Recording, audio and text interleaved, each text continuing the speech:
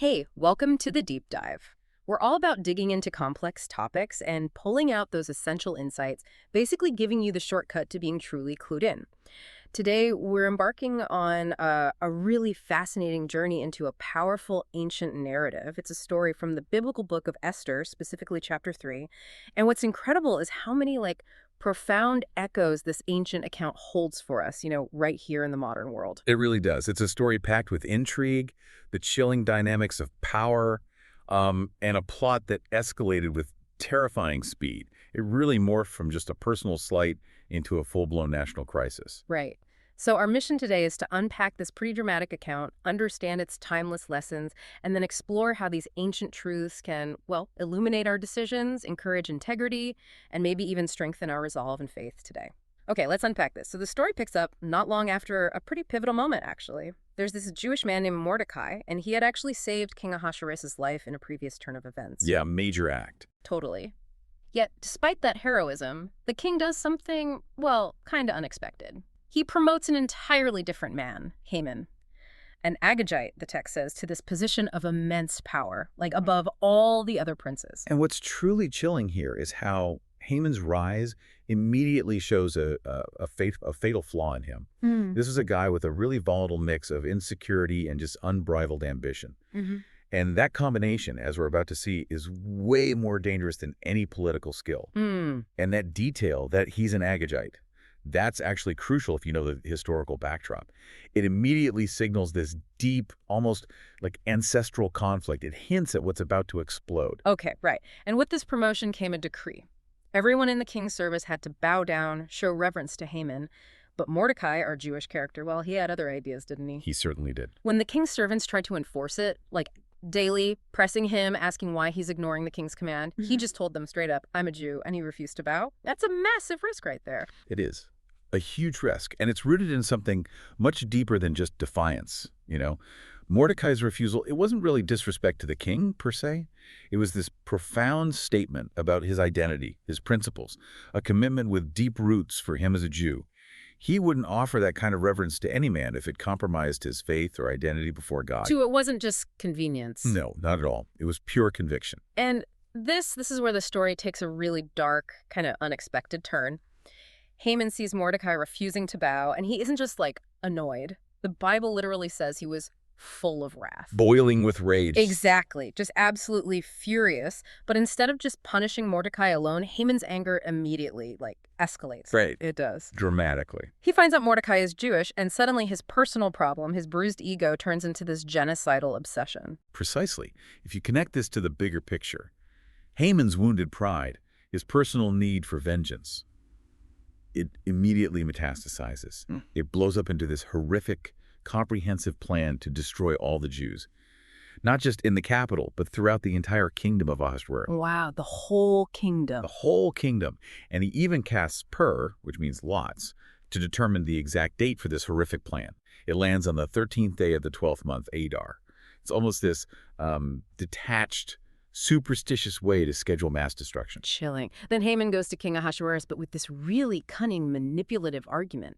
And notice his rhetoric here. It's brilliant, but just terrifyingly deceptive. Yeah, he's very clever. He doesn't mention the Jews or his personal grudge at all. Instead, he uses this vague, bureaucratic kind of language. He paints this certain people as an economic problem, a legal issue. Right. He claims, their laws are diverse from all people. Neither keep they the king's laws. Therefore, it is not for the king's profit to suffer them. It's such a classic tactic, isn't it? Weaponizing these abstract claims about society's benefit to mask deep personal hate and prejudice. Absolutely. Standard playbook for demagogues throughout history. And then, to top it off, he offers to pay this astronomical sum, 10,000 talents of silver. Which was a staggering amount of money, a significant chunk of the kingdom's entire annual revenue. Just to guarantee these people are destroyed. And the king's response, that's maybe one of the most chilling parts of the whole chapter, without a single question, without asking for any specifics. He just takes his signet ring off his hand and gives it to Haman. Just like that. Just like that. He simply says, the silver is given to thee, the people also, to do with them as it seemeth good to thee. This is more than just delegation. It's an act of complete detached indifference, a casual throwing away of immense responsibility. It really shows how quickly a powerful leader, if they're disengaged from the actual consequences, Mm-hmm. can be swayed by deceitful advice and just unwittingly enable tremendous evil. It's really unsettling how easily Haman pulls this off. Mm-hmm. Was the king just that naive?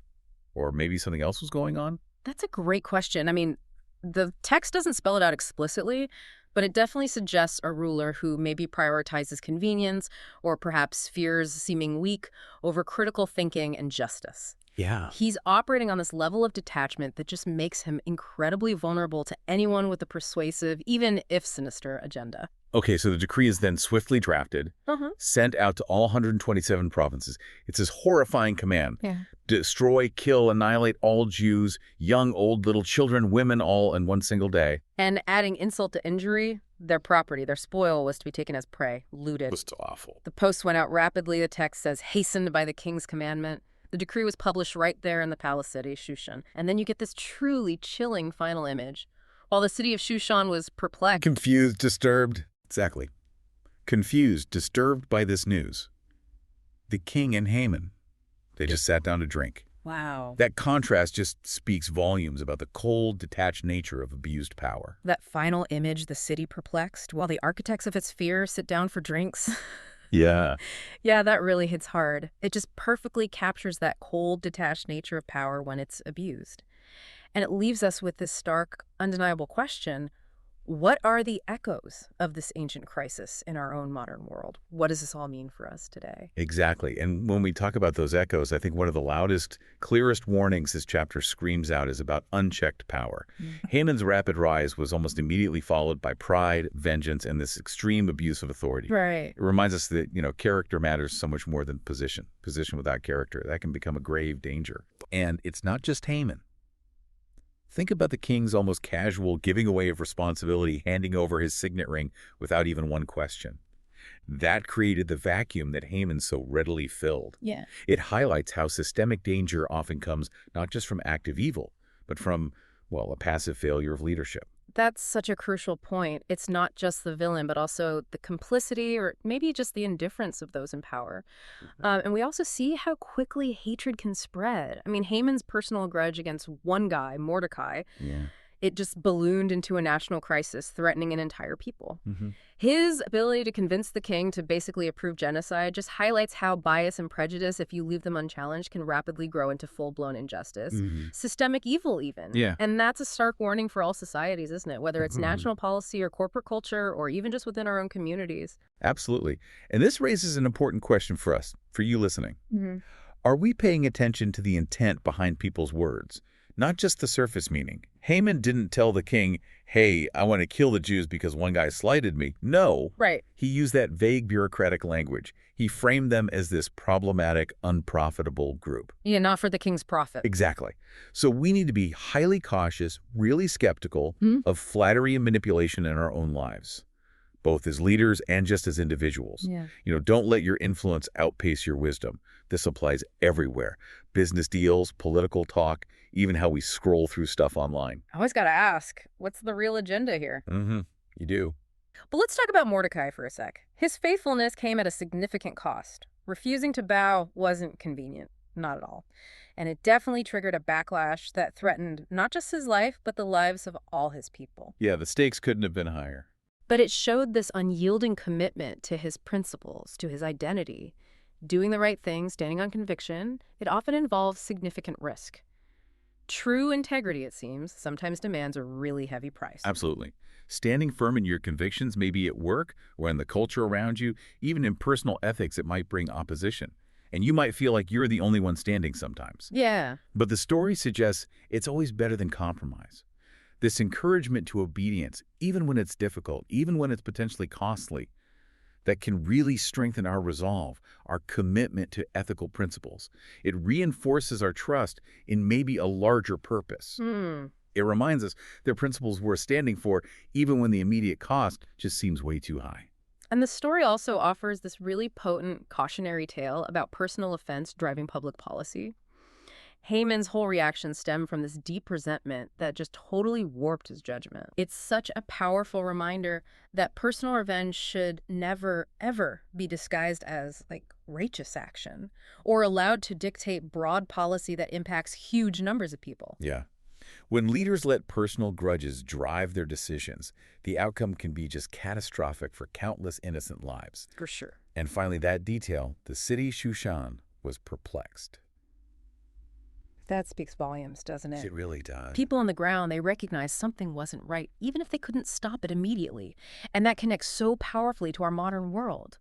Unjust decisions made in high places, they often leave everyday people feeling confused, hurt, or just powerless. It really underscores why voices of courage and truth are so essential.